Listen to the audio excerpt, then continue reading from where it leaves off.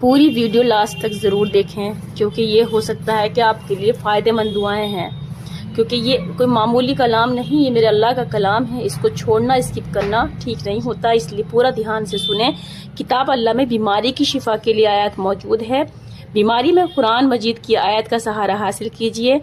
تندرستی حاصل کرنے میں اللہ کی آیات پر یقین رکھیے، کلام اللہ کی آیات سے بیمار صحت پاتے ہیں، اللہ کے کلام میں شفا ہے، اللہ کی رحمت سے نا امید ہرگز نہ ہو، مرض سے پہلے تندرستی کی قدر کرنی چاہیے،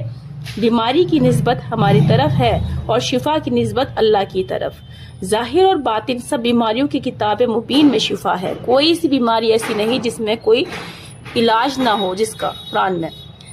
اللہ تعالیٰ آپ کو شفا کاملہ عاجلہ مستقلہ نصیب فرمائے، آمین ثم آمین۔ اور پھر اس کے بعد اس میں یہاں پر یہ 24 سورہ ہے، اس میں لاسٹ یہاں 129 پیج